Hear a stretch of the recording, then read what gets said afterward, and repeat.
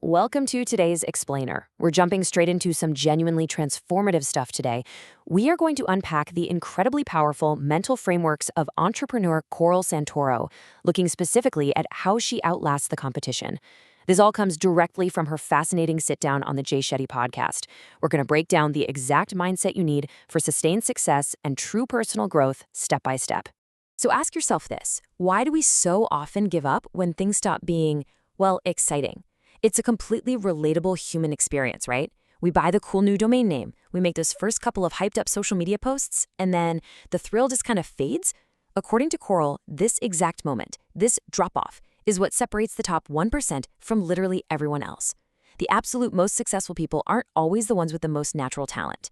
They're simply the ones who keep doing the boring, repetitive work long after that initial honeymoon phase is completely gone.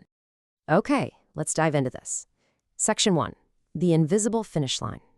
You know, society has basically hardwired us to think we're running this massive race. On one hand, we're bombarded with this hyper-romanticized reality on our phones every single day. We scroll through feeds of people flaunting Lamborghinis, showing off Birkin bags, selling us these easy Canva templates that promise instant financial freedom.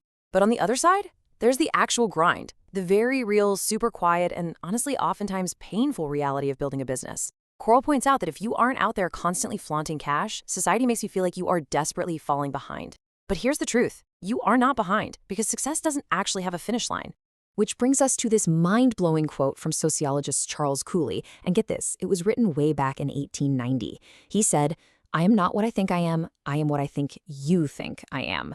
Coral uses this brilliant little piece of wisdom to explain how we get totally trapped in a perception loop. In today's hyper-connected world, we aren't just comparing ourselves to the 20 kids we went to high school with anymore. No, we are comparing our messy, day-to-day, behind-the-scenes timelines to the highly curated, polished highlight reels of tens of thousands of strangers online. It makes us feel weak if we simply think others perceive us as weak. So how do we actually break out of that loop? Well, Coral advocates for something she calls the Marilyn Monroe effect. Think about it. Marilyn Monroe was an orphan. She didn't have the initial money, the high-level Hollywood contacts, or any of the resources to become a star, but she showed up and projected the exact identity of the person she wanted to be. If you believe in your capabilities and you project the identity of the person you're becoming, even when your current bank account or resources don't match it yet, you start to internalize that power. You act differently, and eventually, the world actually responds to that projection. Moving on to Section 2. Failure is just data. Now, when you step off the traditional path and start showing up as that future version of yourself, people are going to underestimate you. They're going to criticize you, for sure, and inevitably, you're going to hit some harsh realities. So the crucial point is how you define failure when those moments hit. Failure is merely data, giving you more information. It is absolutely not a permanent state, it's just a tool for adjustment. Coral shared this visceral story in the interview about getting scammed early on in her entrepreneurial journey. A guy she paid to build a website basically took all her money, leaving her with exactly $12 to her name and overdraft fees pending. $12. She had two choices: cry about it or get to work. She chose to view that massive failure as a simple data point. It told her she needed to learn the skills herself. That exact moment forced her to learn coding, which ultimately launched her massively successful career in the tech and cybersecurity space. But let's be real, reframing failure like that is really hard, mostly because of one staggering statistic: 78%.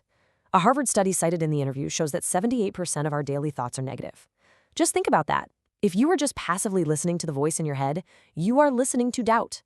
Coral's solution: consciously step in front of a mirror before a big challenge, throw your arms up in a power pose, and actively speak power over yourself. You literally cannot afford to just listen to your thoughts. You have to actively talk to yourself.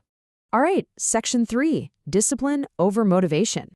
This right here, this is the ultimate separator between the people who just talk about their goals and the 1% who actually succeed.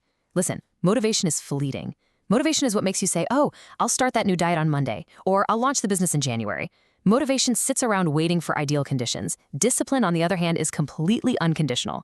Discipline is what physically pushes you out of bed at 5 a.m. when it's pitch black outside. It forces you to work when you are utterly exhausted, and it sustains you on a diet of cheap noodles because you're making sure you pay your team before you pay yourself. Motivation gets you to buy the domain name. Discipline is what actually gets you to year 5. Coral uses this absolutely fantastic gym metaphor to describe what it's like to follow your true purpose. If you've ever gone to the gym for the very first time, you know exactly how this goes. You work out, you wake up the next day, and you look in the mirror to see absolutely zero outward results. None. You just feel immense internal pain and soreness everywhere. Following your purpose works exactly the same way. At first, it's so quiet. It's literally just you in a room staring at a laptop. It hurts, and you start questioning if the whole idea is just terrible. But if you can endure that silence and push past the internal pain using discipline, the outward results will eventually show up. Which takes us to Section 4, rigid vision, flexible path. So how do you actually build something lasting without completely losing your mind when things go sideways? Coral breaks down this 1% framework into 3 distinct steps. Step 1, be patient. Step 2, be honest with yourself about how incredibly hard the work is actually going to be. And step 3, and this is definitely the most vital one, be stubborn with your vision but flexible with your path. Your ultimate destination, that grand vision of what you want to achieve, that has to remain rock solid. But you have to be incredibly adaptable about the messy, unconventional, and highly unpredictable route it takes to get there. If you rigidly cling to a specific path that clearly isn't working, you're going to snap. And hey, speaking of patience, consider this time frame. 10 years. That is exactly how long it took Corel, grinding away doing unglamorous, totally uncelebrated work in the shadows before anyone publicly labeled her an overnight success. Real success is quiet for a very, very long time. Let's move to and see how this builds in our final part, Section 5, the process of becoming. We have to honestly address the lonely reality of the climb. As you grow, you're probably going to lose friends who are misaligned or envious. You might find yourself sitting at a dinner table realizing you just don't fit in with the conversations anymore. You will literally have to grieve an old version of yourself that you're leaving behind. And yeah, when you finally reach the top, it's often a pretty cold and silent place. But Coral stresses that shedding these old layers isn't a tragedy at all. It is a strictly necessary shedding process. It clears the room so you can find the 1 or 2 right people who will actually lift you up and understand the new you. Because ultimately, this is the core message of the entire interview. True success is not the luxury watch, the sports car, or the fancy designer bag. Those are just physical assets. True success is who you become in the process. It's that unbreakable character, the integrity, and the fierce resilience you forged in those dark times when absolutely no one was clapping for you. I want to leave you with Coral's favorite piece of advice, and I absolutely love this. A winner is just a loser who tried one more time. It so brilliantly illustrates that the ultimate competitive advantage in life isn't your IQ or how much funding you have. It is simply your stubborn refusal to stop. It's treating failure as data, recalibrating, and stepping right back into the arena. So as we wrap up this explainer, I really want you to let this question sink in. What are you building today, even if no one is clapping yet?